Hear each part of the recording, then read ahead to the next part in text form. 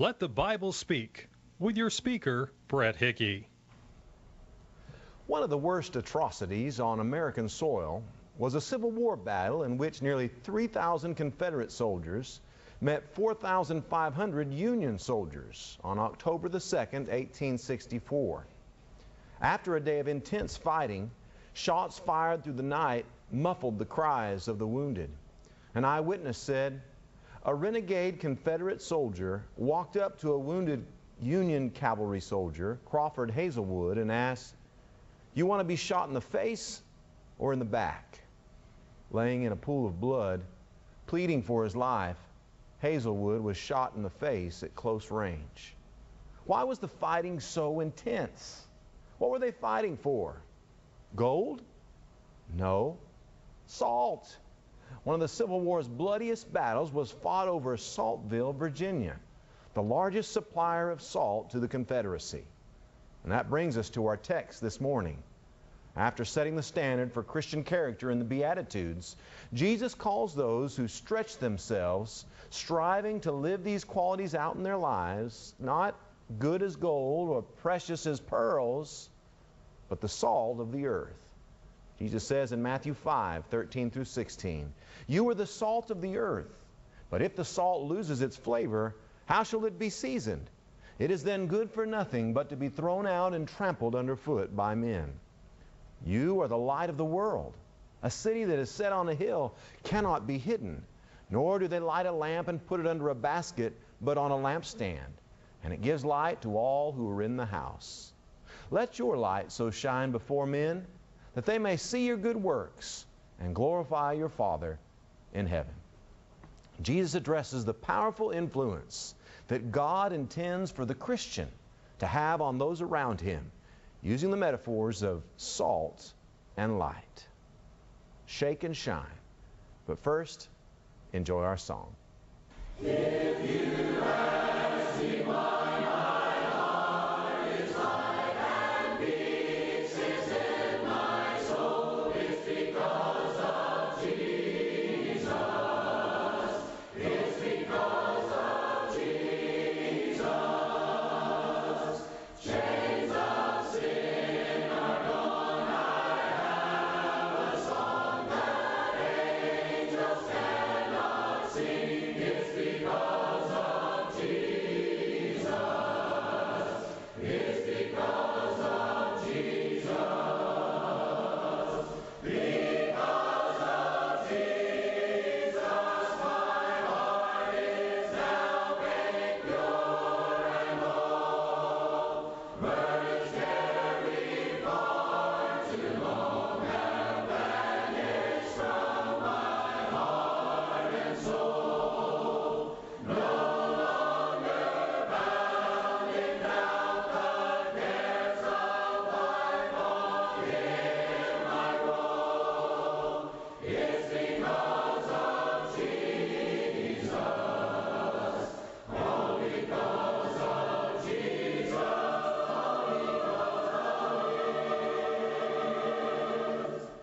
Soon the time will come when work is done. I'll labor here no more. It's because of Jesus, all because of Jesus.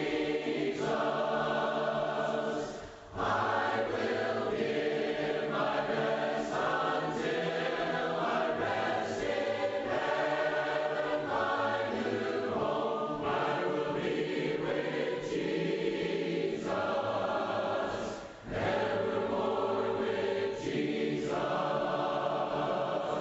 Because of Jesus, my heart is now made pure and whole. Burdens carried far too long have vanished from my heart and soul. No longer bound in doubt, the cares of life on Him I roll. It's because of Jesus, all because of Jesus.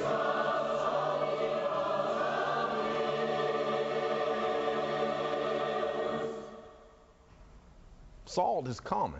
The United States and China each produce 50 million tons of salt. There are 14,000 modern uses for salt. During our lifetime, we will consume 30,000 pounds of salt. Salt had many uses even in Jesus' day.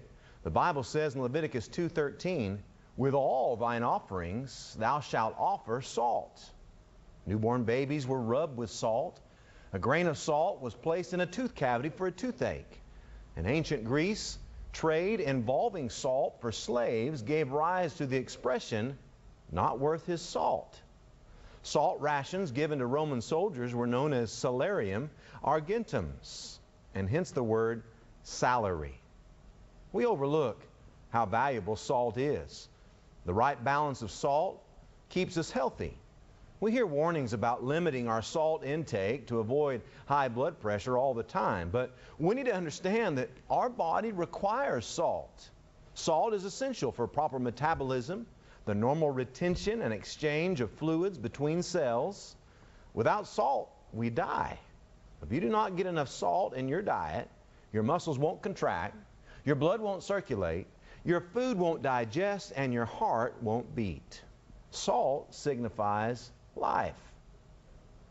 American society is sick, but as the salt of the earth, the Christian is to make the world a better place. Our national prosperity is not based primarily on our education, technology, social programs, or military might, but our God-fearing, Bible-believing heritage. The spiritual salt content of the United States has been steadily slipping, though. Listen, Iran is not the greatest threat to our welfare. Neither is North Korea or China. We are. Salt is also valuable as a preservative. In the Palestinian heat, the only way to keep meat from going bad was to salt it. Our world is decaying morally, rotting before our eyes. Our society soaks itself in all kinds of sin. The Christian, though, is different. The world should see Christ in us, the gospel in action, the salt of Christian living. We are America's preservative. Do you remember Abraham's pleading with God over Sodom in Genesis 18:23 through 25? The Bible says that Abraham came near and said, "Would you also destroy the righteous with the wicked? Suppose there were 50 righteous within the city. Would you also destroy the place and not spare it for the 50 righteous that were in it? Far be it from you to do such a thing as this, to slay the righteous with the wicked, so that the righteous should be as the wicked. Far be it from you. Shall not the judge of all the earth do right?" God agreed to relent if there were 50 righteous souls, but there were not. And so the bidding began. Abraham asked, "What about 45, 40, 30, 20, 10? God agreed even if there were 10 righteous souls. But alas, there were not. The world despises those who sincerely seek to live out the teachings of the New Testament. They look down upon them, they mock them. But don't be shocked. Jesus said in John 15:19, "If you were of the world would love its own. I chose you out of the world, therefore the world hates you." But if God applied the same standard as in the days of Abraham, we, Christians, would be the only reason that all of us are still on God's green earth. For sure, the people of God are the only hope for the world. Salt is also valuable as a sanitizing and sterilizing agent. There were no first century pharmacies. If a child scraped his knee, they would soak it in salt water. We still gargle with salt water because salt brings healing. While sin, like a virus, makes us sick and makes others sick, we see the effects. AIDS, STDs, cirrhosis of the liver, some kinds of cancer, mental illness, anxiety, stress, ulcers, etc. These are not always the result of sin, but often they are. Folks, unfortunately, ignore the skull and crossbones label that the Scriptures place on sin. Listen, As liberating and attractive as sin seems to be, it will chew you up and spit you out. Sin poisons your heart and home, your body and soul. The great physician we are not, but as the salt of the earth, God expects us to sanitize and sterilize our sphere of influence. Do you ever feel like, I got to get away from this job, this school, this neighborhood? It's just too wicked, too worldly. Think about it this way. Perhaps God has placed you in that dark place so you would make a difference. What a difference a little salt makes. What would you think if I said that some Christians were good for nothing? I didn't say that, but Jesus did. The point, salt has great potential, but it's worthless in a salt shaker. Jesus tells us if the salt loses its flavor, its saltiness, how can it be made salty again? It is good for nothing but to be thrown out and trampled by men. Strong language. What does it mean? After conquering a city, Old Testament armies salted the fields so that nothing would grow. Therefore, thrown out and trampled means bland Christians are only good for gravel to walk on. If you just float and flitter about aimlessly, without any purpose spiritually, you're bland and not salty. The Lord can't stand bland. This imagery is similar to the lukewarmness at Laodicea in Revelation 3. You see, you don't have to blaspheme God or persecute Christians to thwart the Lord's work. If our salt has lost its flavor, if we don't influence the world in a positive way, God's plan is stymied and stalled. One preacher asked another, "How many members do you have?" The other responded, 80. He followed up, "How many of your members are active?" The other said, "All of them. 60 are active for the Lord, the rest are active for the devil." He understood what Jesus said in Matthew 12, verse 30. "He that is not with me is against me, and he that gathereth not with me scatters abroad." We have unique abilities and opportunities. Paul writes in Romans 12:6, "Having then gifts differing according to the grace that is given to us, let us use them." So as one preacher put it, what I'm able to do, God expects me to do. You see, there is no Switzerland in our spiritual battle. We must be at our post of duty. So how about you? Are you making excuses or are you making a difference? God can use you. Consider this. Abraham was old. Jacob was insecure. Leah was undesirable. Joseph was abused. Moses stuttered. Gideon was poor. Rahab was immoral. Elijah was suicidal. Jonah was reluctant. Naomi was a widow. John the Baptist was not fashion conscious. Peter was impulsive. James and John were hot-tempered. Martha was a worrier. The Samaritan woman had several failed marriages. Zacchaeus was unpopular, and Thomas had doubts. Yet look at how God used all of them.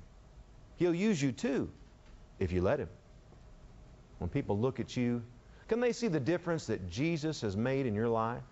If not, your salt has lost its saltiness, its savor, its flavor. Do you get what Jesus is saying? Look at Matthew 5, verse 13 again. You are the salt of the earth. But if the salt loses its flavor, how shall it be seasoned? It is good for nothing but to be thrown out and trampled underfoot by men. When salt no longer sterilizes, no longer sanitizes, no longer influences, no longer impacts others, it is only good for one thing: to be thrown out and trampled underfoot by men.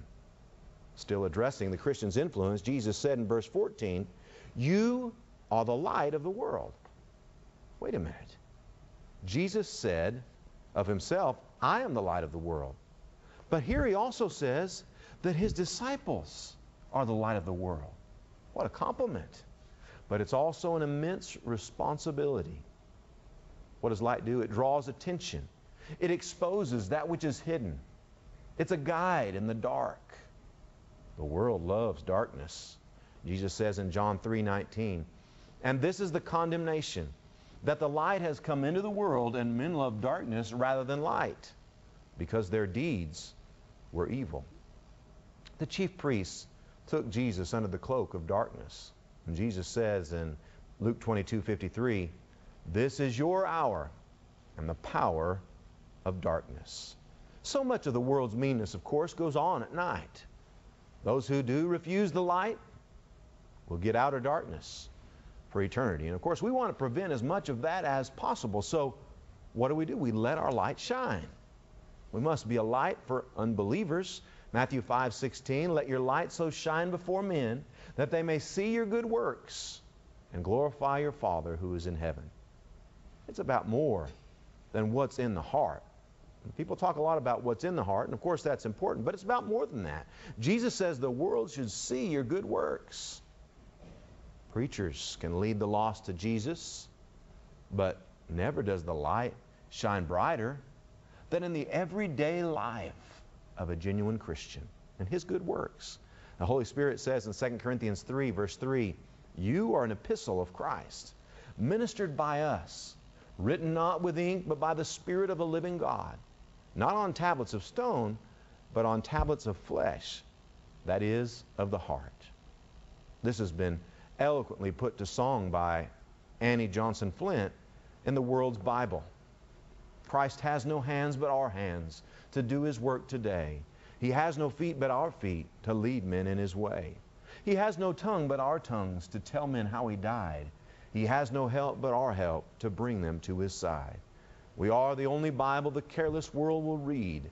We are the sinner's gospel. We are the scoffer's creed. We are the Lord's last message given in deed and word. What if the type is crooked? What if the print is blurred?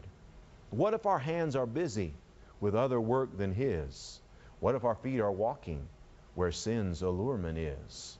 What if our tongues are speaking of things his lips would spurn? How can we hope to help him and hasten his return?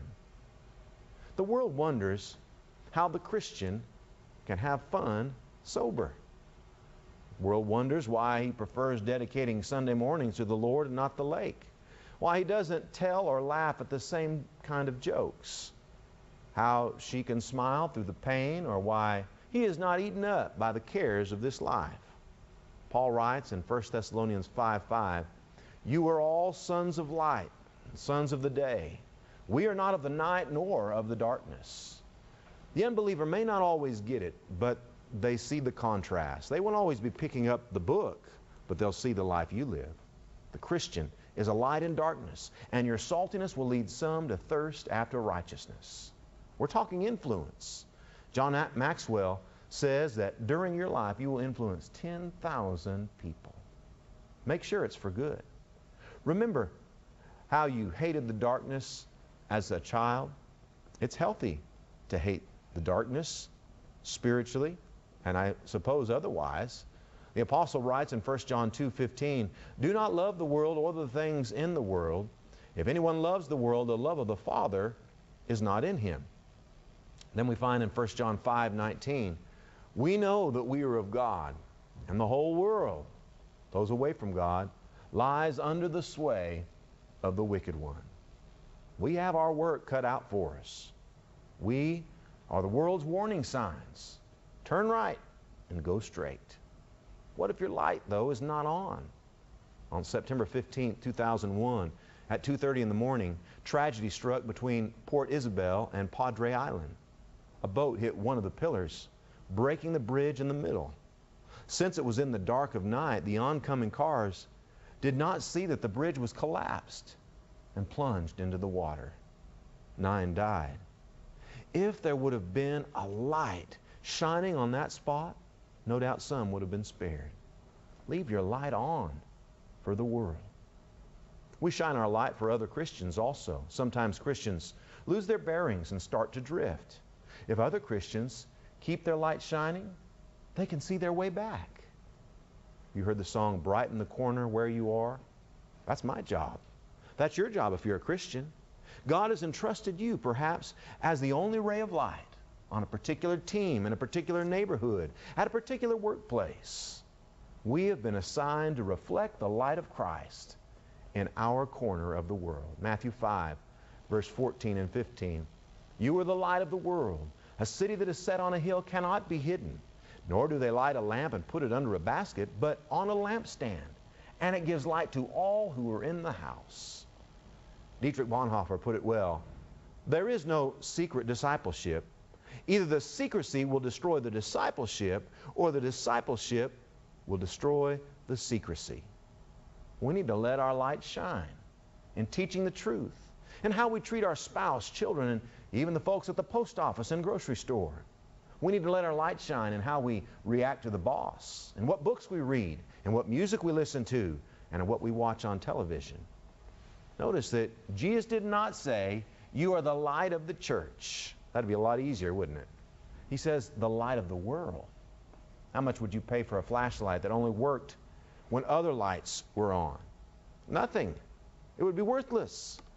Jesus is counting on us shining our light when we're all alone, surrounded only by darkness.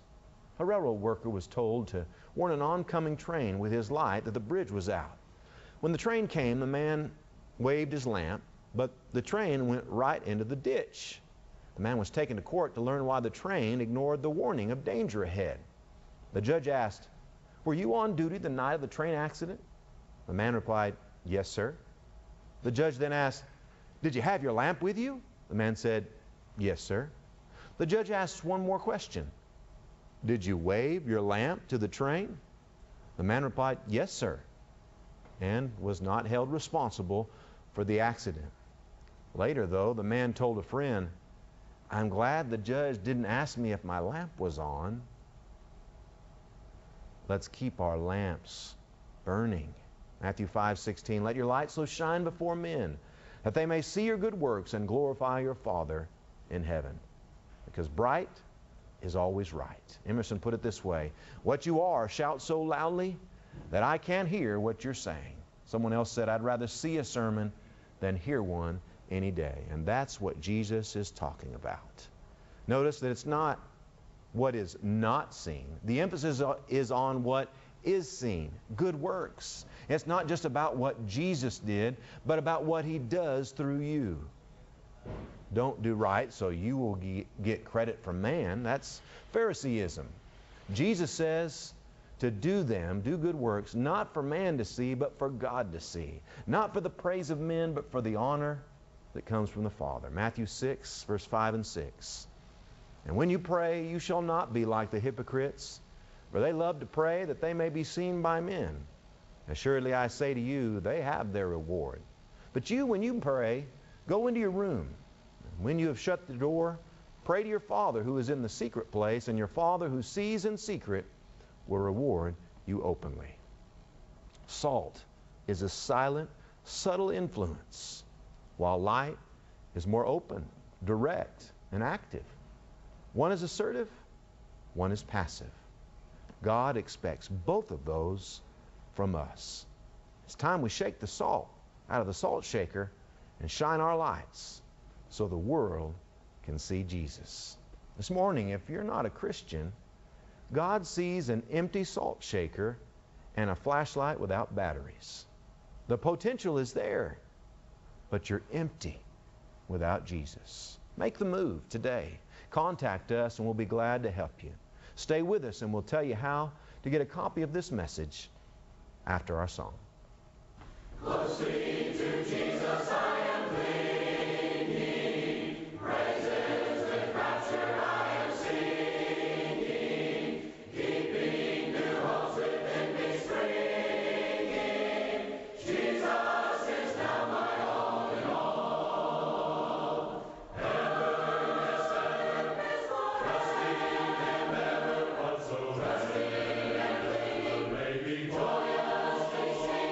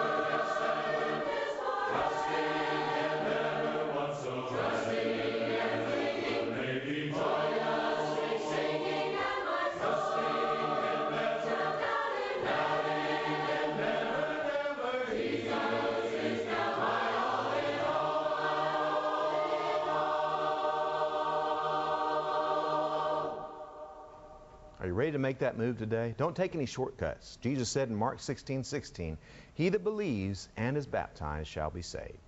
Thank you for watching Let the Bible Speak. We pray that you have heard God speak to you through His Word. If you'd like a copy of this sermon, Shake and Shine, number 805, please write the address on your screen and we'll be glad to get it out to you. You may also request a free Bible study course that you can complete at home. We also invite you to go to our group page on Facebook. Please visit our website, letthebiblespeak.com, where you can watch videos of the program at your convenience. Finally, we echo the sentiment of the Apostle Paul when he wrote in Romans chapter 16, verse 16, "The churches of Christ salute you." Until next week, goodbye and God bless.